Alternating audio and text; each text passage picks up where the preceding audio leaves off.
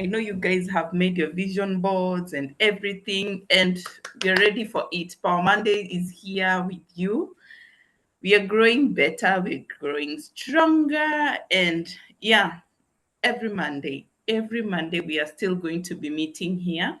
It can only grow bigger and better, and so it is only growing bigger and better. That Power Monday starts every Monday at 7:15 a.m.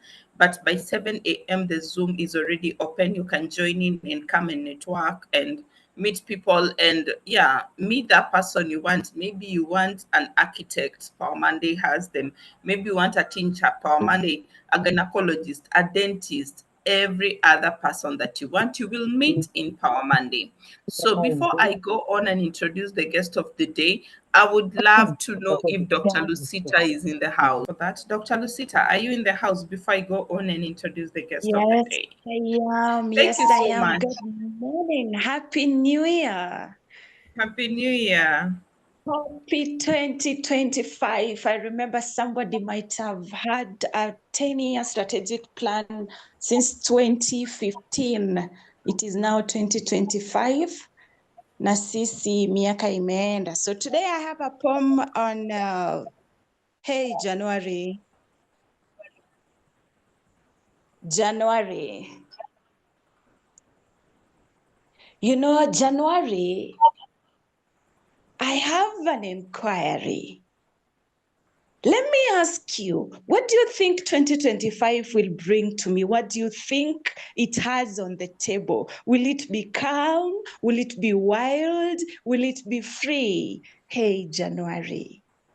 You know, I have a slight worry for days yet ahead to unfold, like pages unwritten to be told, adventures waiting, both young and old. January, I have an inquiry. Like a firstborn, how many days do you have? How many weeks do you have, January? I have an inquiry. Will I find joy in those days? How many moments of laughter will I have, January? I have an inquiry. Should I not have to worry? You see, the city is full of paths to take. Every turn, new mistake, a new misstep. Will I have to learn? Will I have to cry? January, I have an inquiry. Will I make the most of each chance that I get? Will I dare to dream and dance? Or will I just sit back and wait for my glance? Hey, January, will I not have to worry? You see, the future is still so mild, a story with pages of gold. I hope I will be able to mine all the gold because January, you set the pace. January, I have an inquiry. Should I live right now and here, or should I just start wondering about tomorrow and wondering how? January, I have an inquiry. How will I change tomorrow? January. How will this year grow? January. Will I stand strong? Will I live in fear? Will I have doubts? Will I have to worry? Hey, January, tell me. Should I have not to worry? Because January, you are here. A time to start afresh. A time to draw near our dreams. A time to wake up and start afresh. A time to say that Mondays are beautiful days. Hello, January. Thank you. Thank you so much. Thank you so much, Dr. Lucita. It's interesting how, like, you write poems that resonate every time. It's very interesting, and we really thank you for that gift and gifting Power Monday with that. We do not take it for granted. Thank you so much. Now, guys, in case you're wondering, January is saying that 2025 is already a good year. January is saying that all the questions that you have had all the other years are going to be answered in 2025. You see, the way you ask yourself, why am I going through this? Why am I going through this? 2025 is that year that you're going to know why you are going through that in 2023. and we speak that. So I am going to be introducing the guest of the day, and her name is Liz Gitonga. She is a homeschool pioneer in Kenya. Liz Gitonga is a trained teacher and has more than 30 years of teaching and curriculum development experience at various levels of education from early years through to university. She and her husband, Patrice, began homeschooling about 25 years ago, becoming one of the pioneer Kenya homeschool families. Liz has a great passion for education and describes her homeschooling journey as one that has been pivotal in shaping her views on education. The understanding that education is a powerful tool that shapes the hearts and minds of the learners, ultimately forming the culture of the society, led her to establish Veritas Education Africa. Veritas works to equip homeschool parents and schools with knowledge, tools, and resources for an excellent education. Liz serves in the steering committee of both the East Africa Community of Homeschoolers, each, and of the African Home Education Exchange. She is an advisory board member of the Globe Home Education Exchange and also serves in the Global Executive Committee of the Third Education Revolution. Liz holds a bachelor's degree in education and a master's degree in education psychology from Kenyatta University. She and her husband live in Kenya, Nairobi, and are blessed with three children now, 27, 22, and 19 years old. All of them were homeschooled from preschool through to high school. Liz has spoken both nationally and internationally on various platforms. Her favorite topics are homeschooling, education, family, parenting, and womanhood. Thank you so much. And karibu, Liz.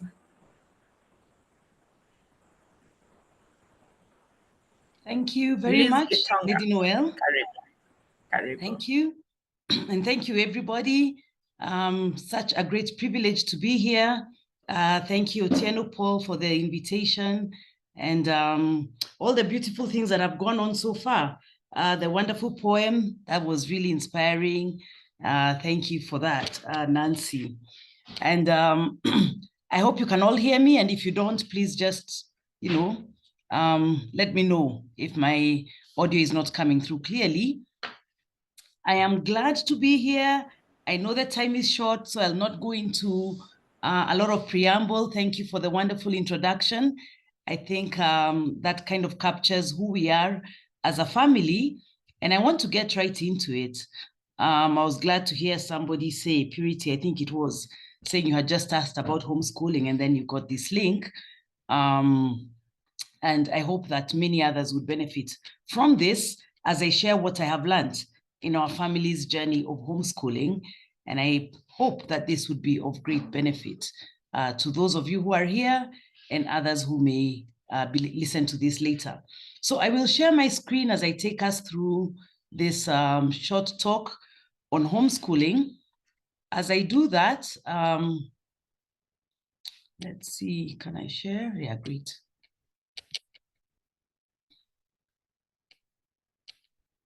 I will say that, even as you hear all those homeschooled for 25 years and so on, and you think, oh my goodness, anyone who might be thinking of homeschooling now may think I can never do that.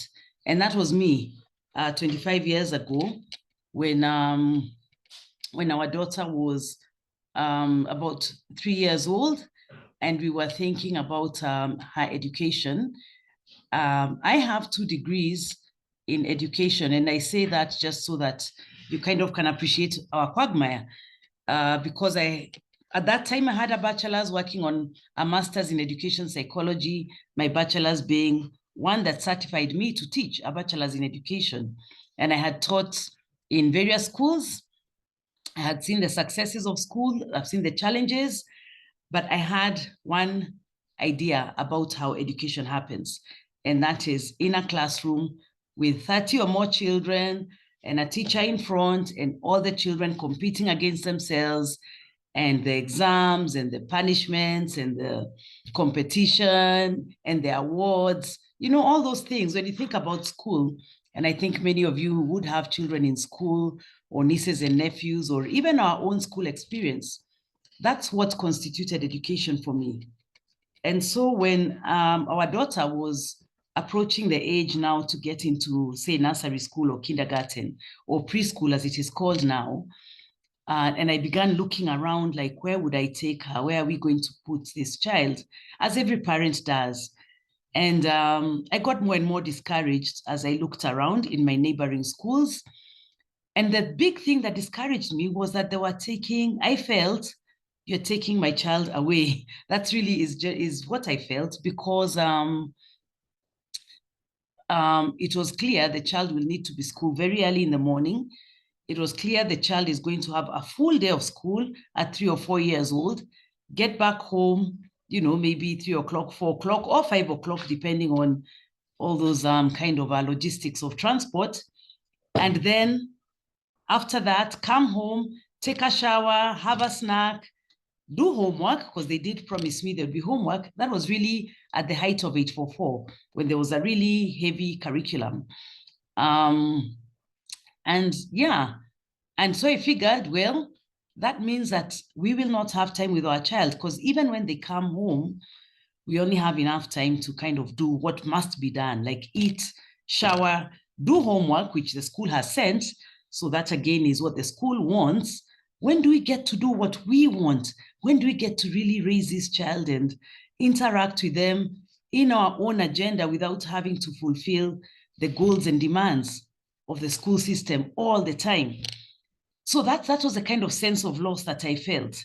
And that actually, when we got our first daughter, we did make the big transition of I kind of having a lighter load on work, and I quit my full-time job because I really wanted to spend a lot of time, you know, raising the children. And now it's the message is at 3 years old, your work is done. And something did not result. Something seemed very wrong about that, because I knew I'm the parent, and that means I need to have the majority time. So something seemed wrong about that. So anyway, in that kind of quagmire and thinking, what do we do? Then we heard of homeschooling. I came into homeschooling kicking and raving, because I did not agree with it. I did not agree that a child can be taught at home by the mother, that a child can be taught away from other children of the same age. I did not agree with all of that. I felt it went against what I had learned about education. And I met people who, you know, later I did meet people, they were not Kenyans, because at that time I did not know of any Kenyans who are homeschooling. And they were saying, well, don't worry, you know, you can do it for just the first 3, 4, 5 years, and after that, put her in school. And I thought 5 years is a lifetime. You know, when will we ever finish that? And I'll have made all the mistakes, and she'll never, you know, she'll never succeed in life. And then I met others, again, they were foreigners, and their children were all grown, and they were giving a talk like the one I'm giving today, and saying, well, we've homeschooled for 25 years, and now our children are in college, some are working. And I thought, oh, that's impossible. So I'm here to tell you it is possible. And the fears and questions and anxiety that one may feel as they approach homeschooling is very normal. And it does not mean that it is not possible. It just means that you're rational and you're thinking through things rationally. You may not be thinking about homeschooling particularly for yourself, but it's also really good to kind of broaden. You know, when we have choices, it makes our life wealthier.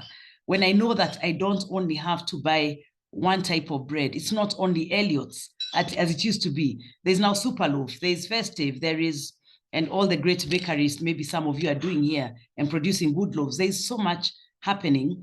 And when we have that choice, then you're empowered and you can custom make according to what your particular needs are. So whether you're thinking yourself about homeschooling, or you know somebody who is, or maybe you never will be, but just to understand that this is an option that is viable. And so when we're thinking about school, we're not only to think about, is it public school? Is it private school? Is it religious school? but even, is it homeschool? That is a viable choice. So let's start off with some 3 questions. And the first question I will pose is, and feel free to write in the chat if you can, what are our aspirations for our children? If you think about your children, if you have children, if you think about your nieces and nephews and friends, children who really, with Africa really being what we are, very community-based, those are pretty much like your children. You speak into their lives. If you think about our nation, even if you are not thinking about your particular children, your nation, and you're thinking, what are the aspirations of the children of Kenya? What kind of children would we like to have? I don't know what are some of the thoughts that come into your mind regarding your aspirations for children. Let me see if I can see the chat, if anybody is putting anything in there. And I'll encourage you as we go along, please feel free to put in stuff in the chat. To grow, to be responsible, to be independent and dependable. Those are wonderful. Yeah. Responsibility, independence, and dependability. That's a big one too, isn't it? Yeah. Now, to be disciplined, right? Dependency, responsible, from Milka, yeah.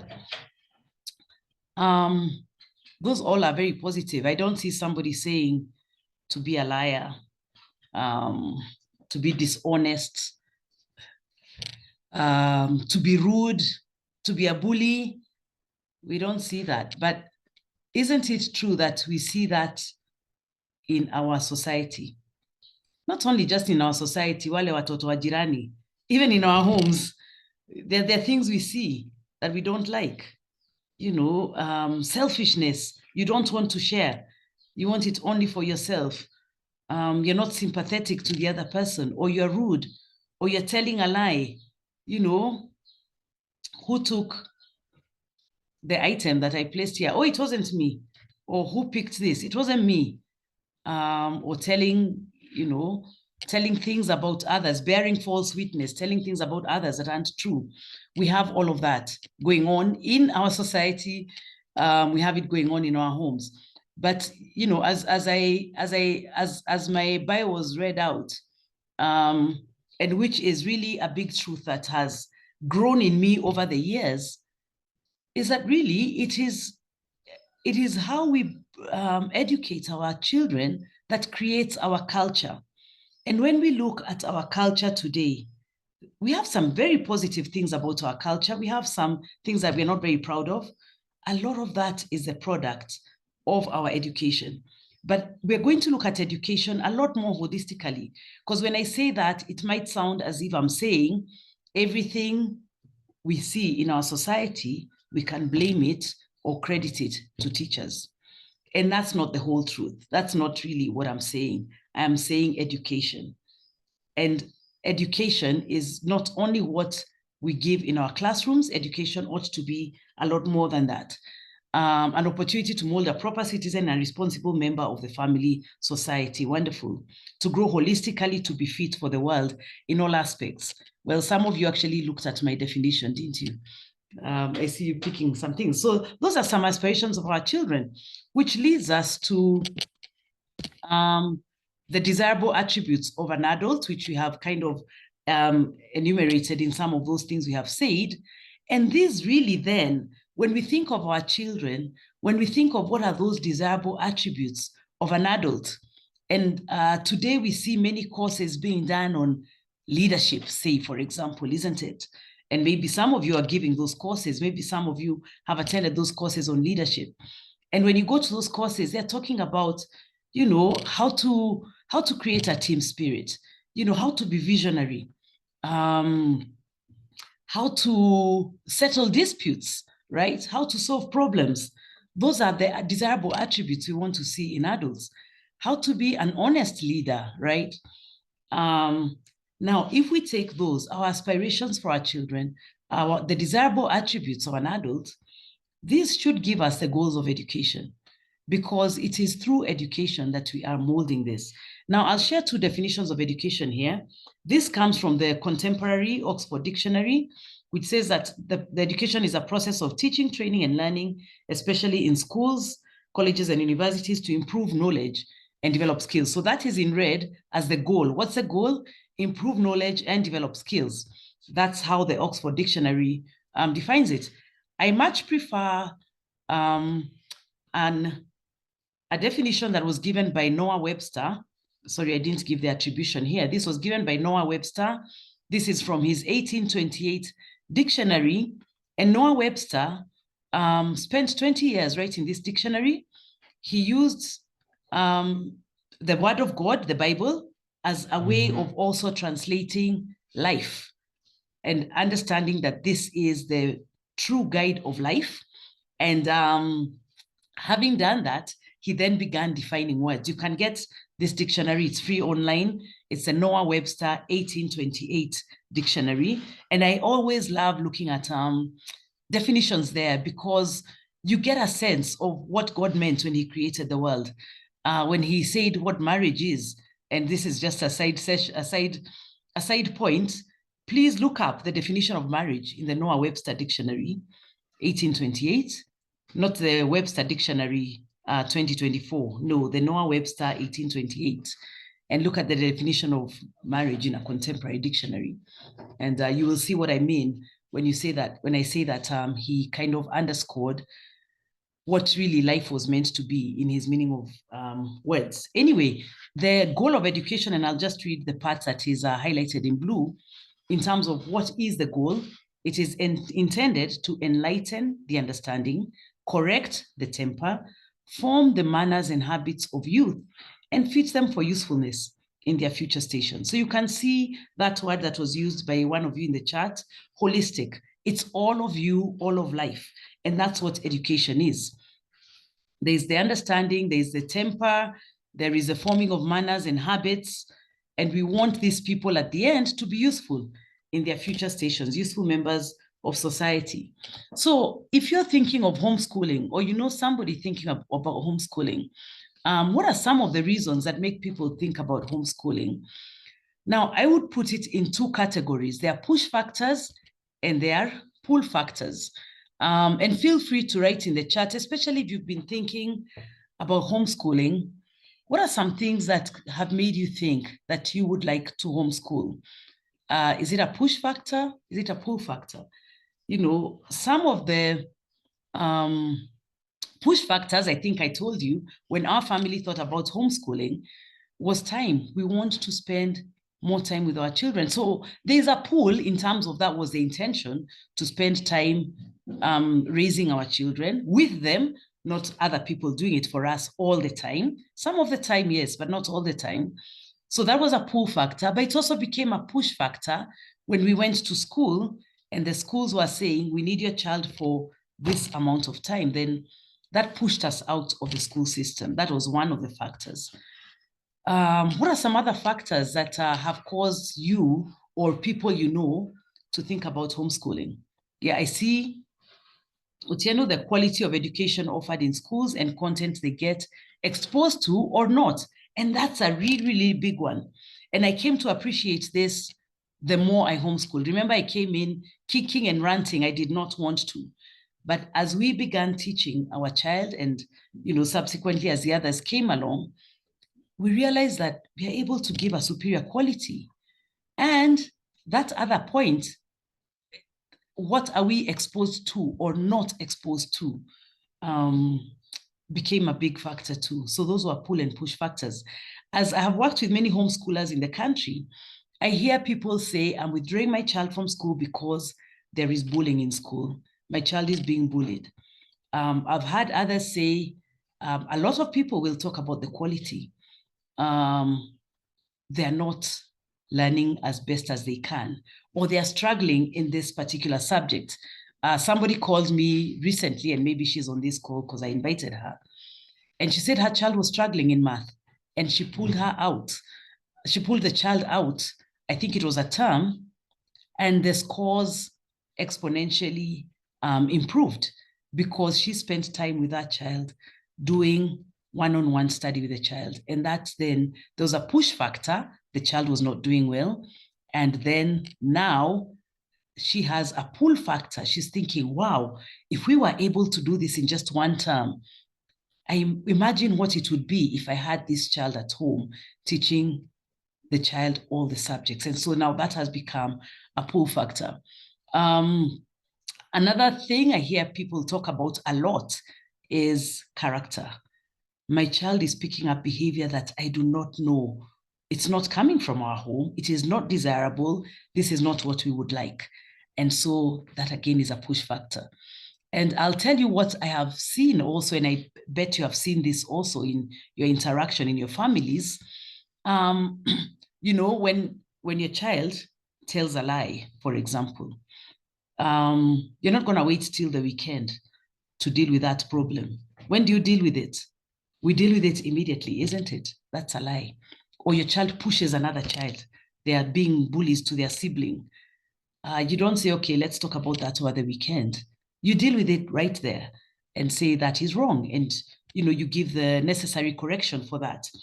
And that's a joy of parenting, that you're living as much time as possible with your children. Now, I'm not here saying that we need to be 24/7 with the children, but I am saying we are parents and we need to have time to live life in a very unprogrammed way with our children, because then you begin seeing all those things as they come along, because education, as we saw, is all of life. We are forming the manners. We are correcting the temper of the child. And how do we do that? Every day, as we walk, as we lie down, as we move along the way. It says that in when Moses was giving instructions to the people of Israel, and he wanted the children of Israel to have the law that is guiding their lives ingrained within them. He wanted it to be a part of their lives, really ingrained within them. And he said, teach it to them all the time. As you walk along the way, as you lie down, as you sit, write it on your doorposts. And I would say that anything that's important for us, it should also be that which we are passing on to our children all the time. And for that, we need time with the children. We can't do it when they're far away from us all the time. They can be far away from us some of the time, but not all the time. And so that becomes another pull factor, that we are able to form their habits, correct error when we see it. Because that's the most effective way to correct error, isn't it? Correct it immediately, not a week later, especially for children. It really ought to be that you're correcting at that time. And it's not always correction. It's always reward. It's also reward. Reward and recognize that which has been done well. When someone does a good turn, recognize that and say, that's really good. It's great that you're sharing with your sister, with your brother.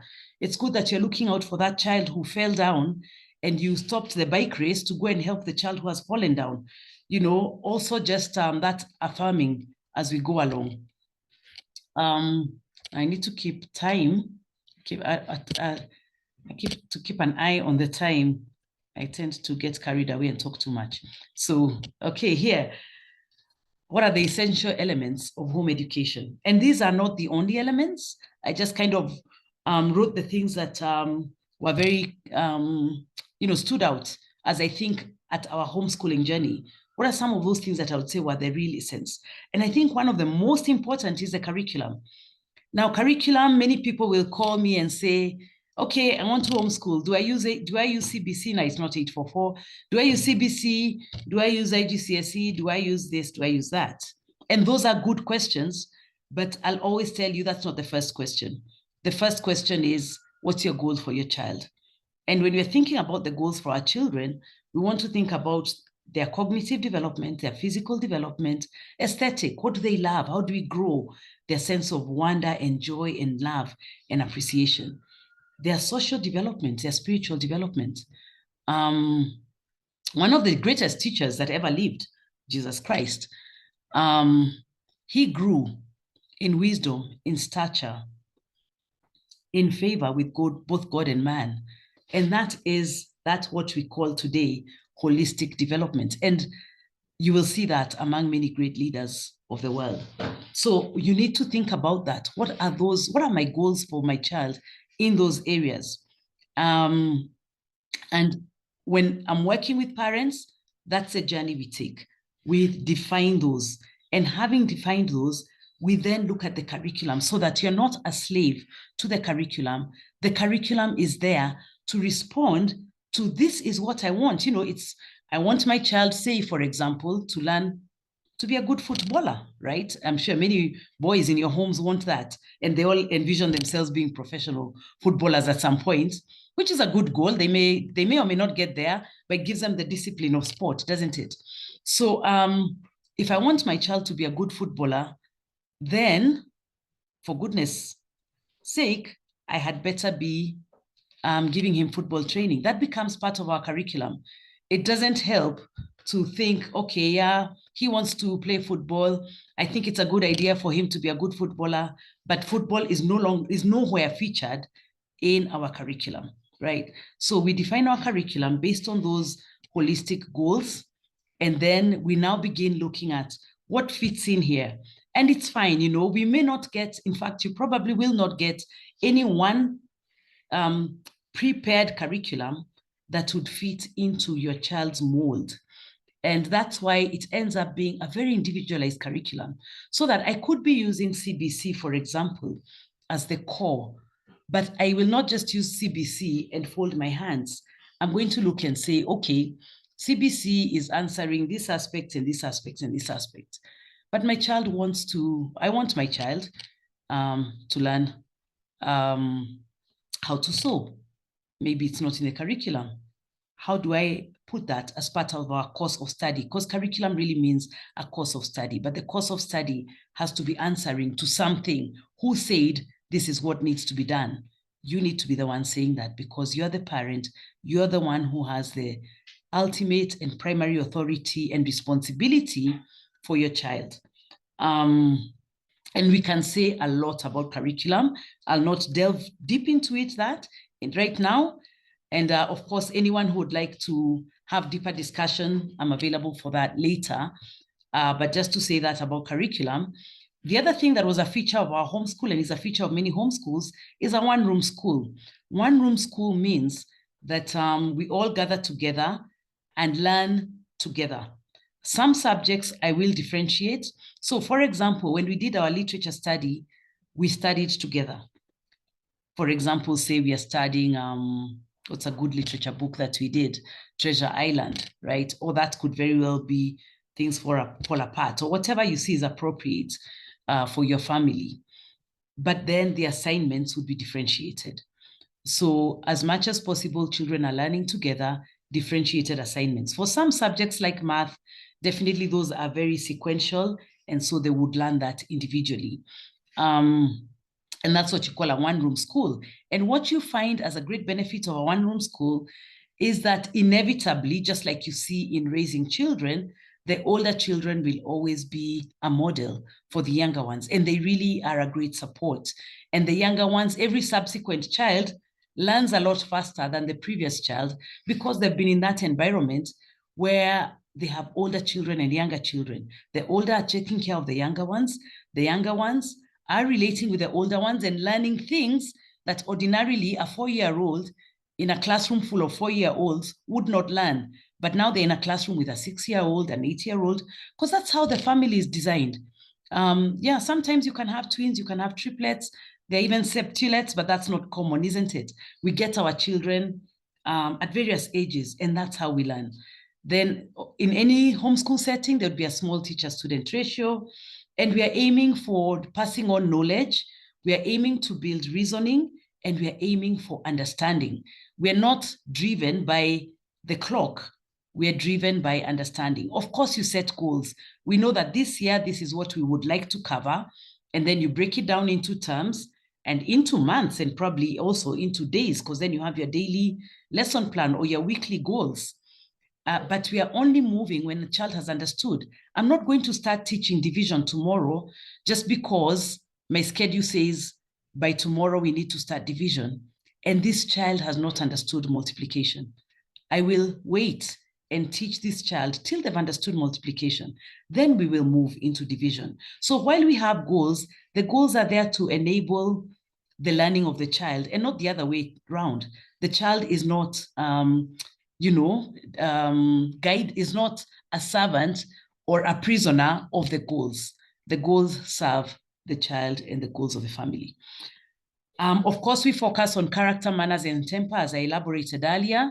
It is good to have assessment to know not only how the child is doing, the testing is also to see, has this content been understood? Can I now move on to the next thing? How will I know that he has understood multiplication? I will assess.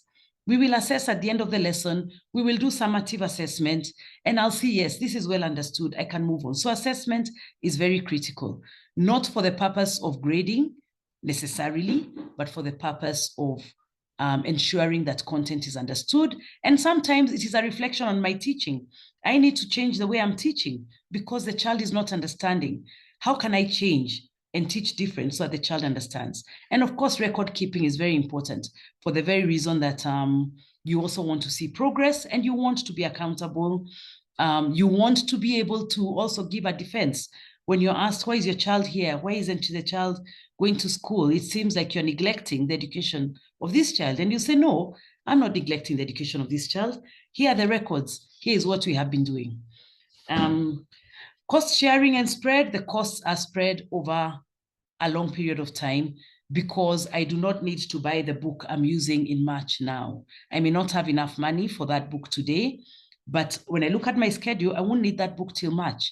So I can wait till March when I'll have money for that. So you're able to spread your costs according to how you're consuming. It's just like how you do in your home. You buy milk that you're going to take today, or you may decide to buy long life milk, but I doubt that you're buying long life milk for the year, maybe just for a week or 2 weeks or a month, right? Enough for every day, just like the manna that came to the children of God when they were in the desert. They got manna for every day, and you get enough for every day. And that's how we spread our costs. There's cost sharing because we are a community of homeschoolers. And so the books that I'm not using today, I can lend to my friend or another homeschooler who has their child at that level, and they can use them in return. So it is a very collaborative process. And then also in homeschooling, there's always the aspect of transitioning from one level to the other. I'll go quickly over this because I really do want to leave enough time for Q&A, and I see our time is moving very fast. So here are some successes. One success that I immediately, well, not immediately, but we came to realize was that our children were getting less sick. And we didn't even know this till we went once to the pediatrician, and he says, gosh, it's been such a long time since we saw you. I said, yeah, we haven't been sick. That's why we haven't come. And he says, but everybody has been here. You know, I've had, and you know how it is when schools open, sickness sets in because of all the, passing on of colds and so on.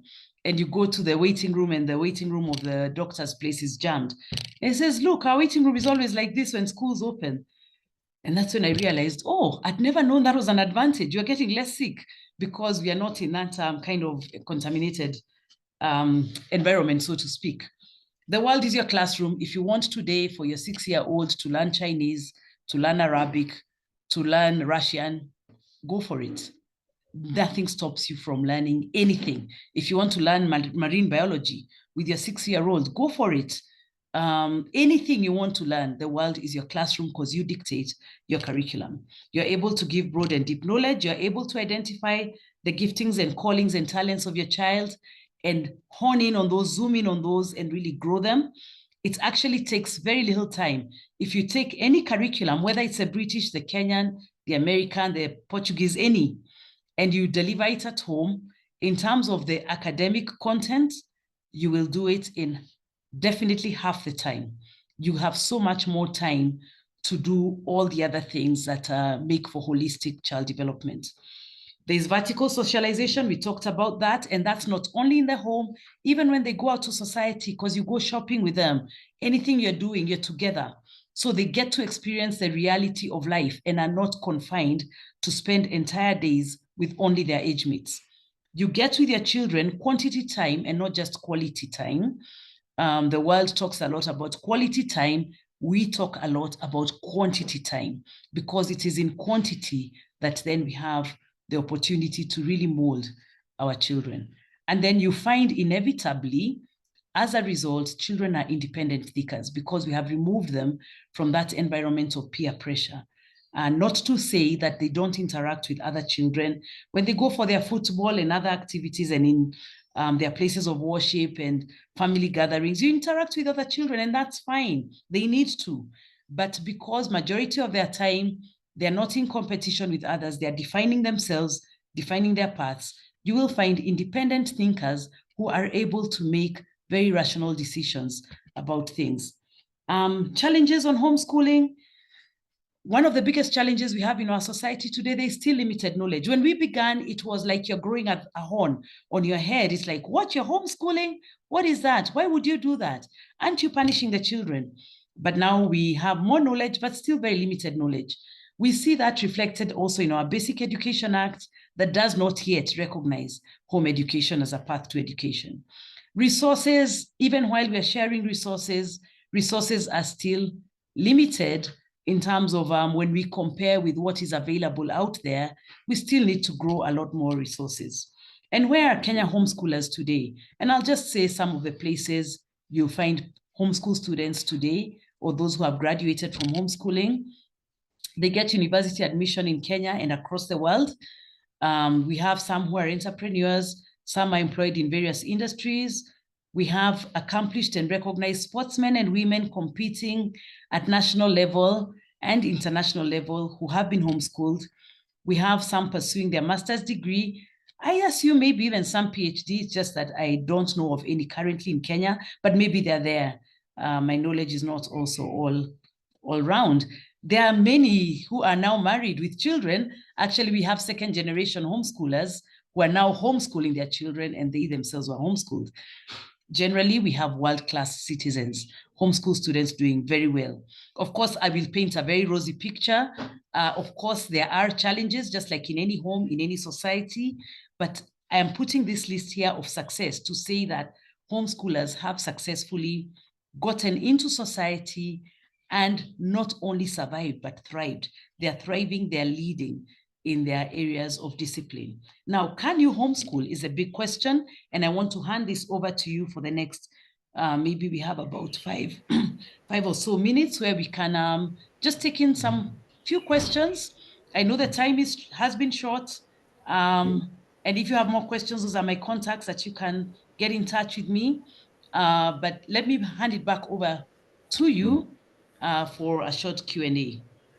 Yeah, I think thank you very much for that. You've just done whetting our appetite. We can pick from the question that is brought by Milka Mushai.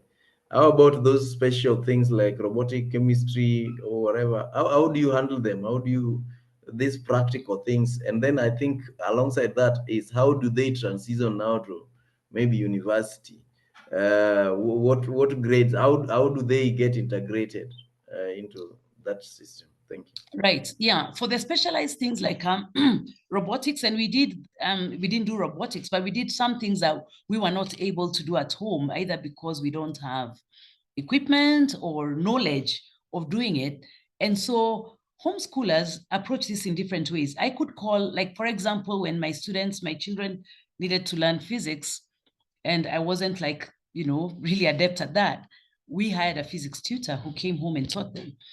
Now there are a lot more homeschoolers. So people form learning pods where you can come together and learn particular subjects together, areas where you think you need support. And there are many things like those coming up where you can get those kind of specialized subjects or specialized interest areas.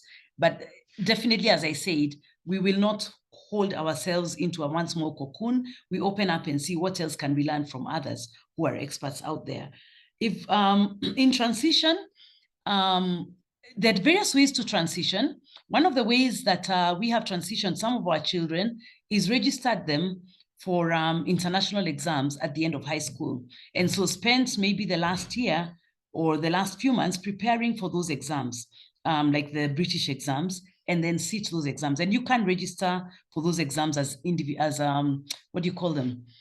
Private candidates. You don't need to be coming from a school. You register as a private candidate and do that. Previously, we could access 844 as a private candidate and do that. CBC is still information. There's still those things they haven't quite put in place. So we don't yet have a clear entryway in terms of doing those assessments. What we are doing now is you may find a school that would allow you to take their assessments at the various CBC stages. Ultimately, you can also, like we did with one of our children, we kind of did an international broad-based curriculum. And through our organization, we developed transcripts for them, which were credible and accredited. And those transcripts then were taken to a government equivalency agency that exists. And they then were transcribed to say, this is equivalent to an A, this is equivalent to a B. And we use that for university admission. And anyone who has interest in that, again, would give more information about that. If both parents are in full-time employment, I think one of the things you've realized as I've talked about this is time. It would be great if there is some flexibility on the parts of the parents.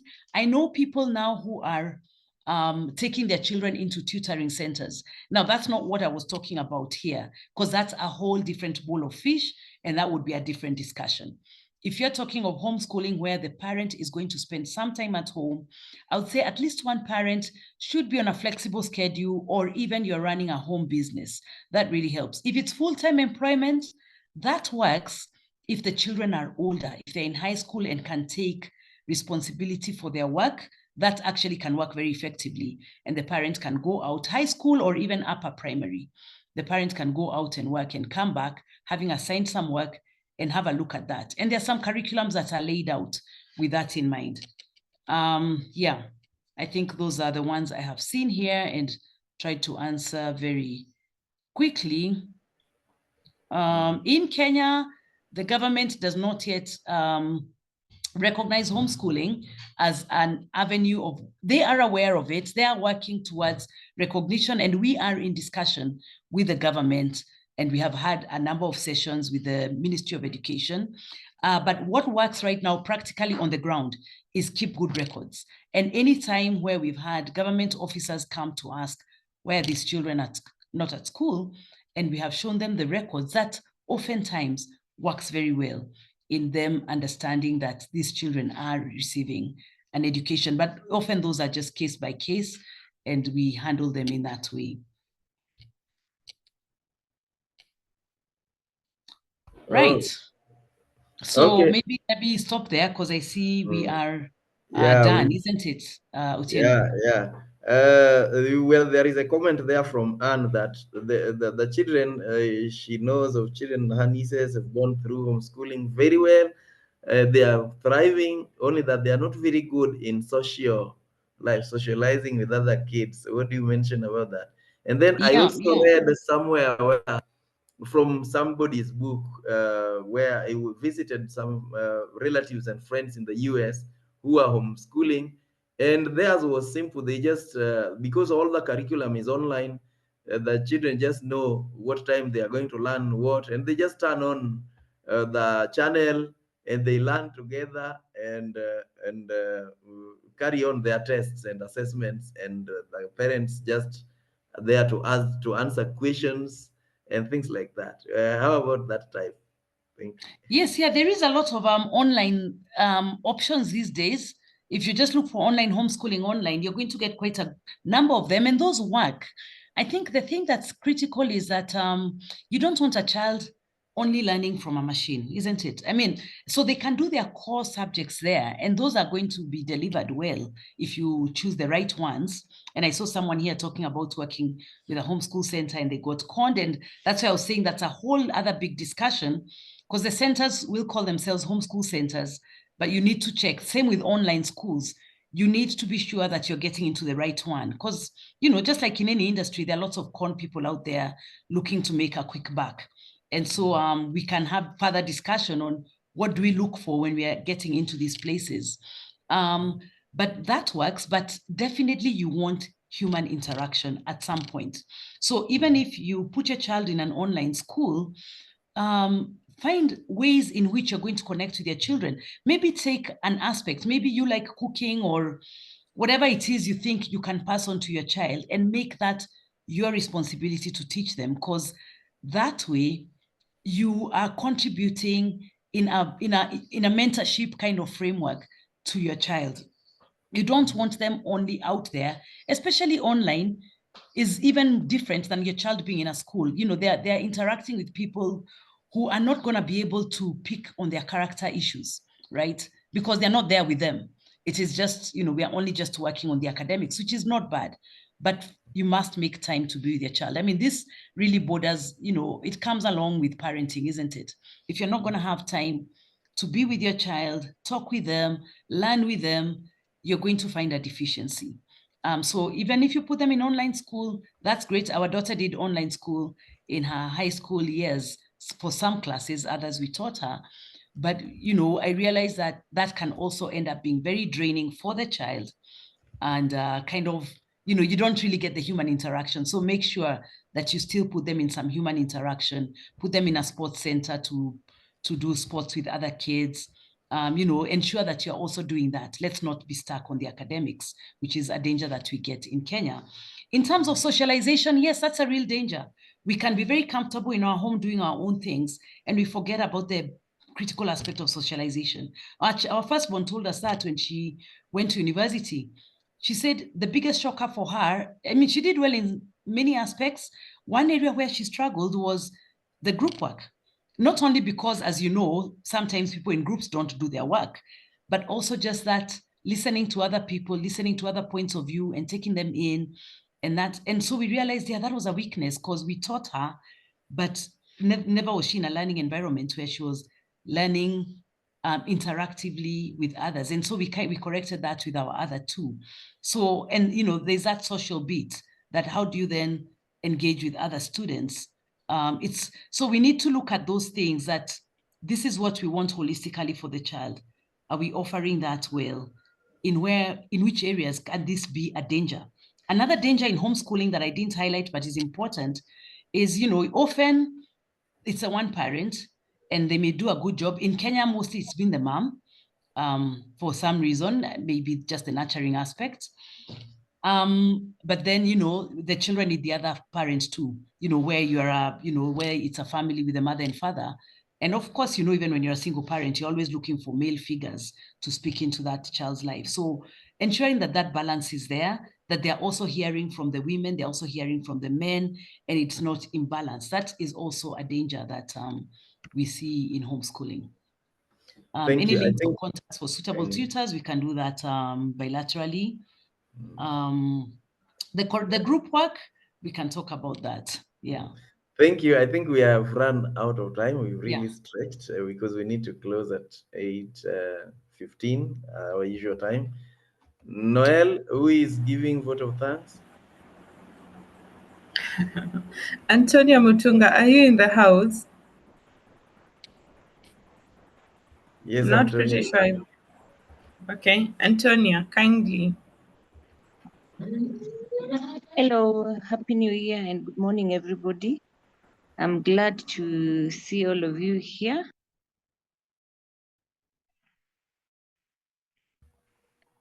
Go ahead, we are getting Thank you very much. You can.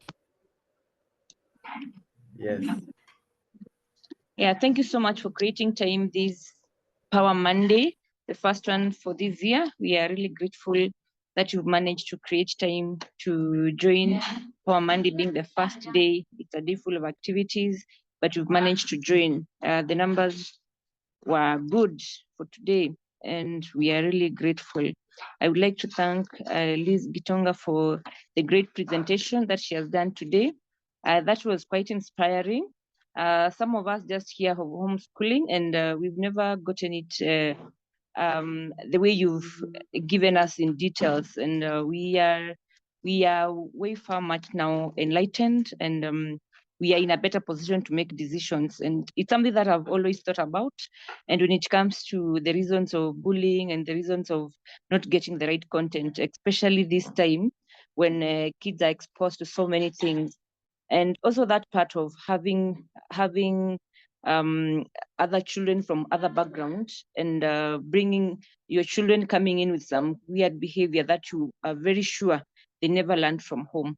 So that is something that you may not be able to control, especially when your kids are at other schools. But when you're doing it at home, it can really be quite, you can really control. So thank you so much. That was quite insightful, and we are grateful that you managed and made it today just to come and give us insights of the same. I'm very sure from this Power Monday, it could be just a beginning of another journey of a different way of schooling our children. And thank you so much. I trust you've shared your contact so that people can be able to reach out to you in case they need more information, because according to what you were saying, you've just given us some highlight. There is deeper information about the same. And also, I trust the questions were still flowing, and maybe we can continue answering them quite right after we've closed the meeting. So, and also would like to thank Power Monday organizers. Thank you so much for ensuring that we get these awesome speakers just to come and speak to us at such a time. They are really insightful and very much important to us as a community, as business people, as people who are in employment. It's very important to have this information. So thank you so much, the organizers, the Power Monday board. We really appreciate. Thank you so much, and have a great day and a great year ahead. Asanteni sana. Thank you. Thank you so much, Antonia. Thank you so much. And Happy New Year from the board of Power Monday. Happy New Year from us to you.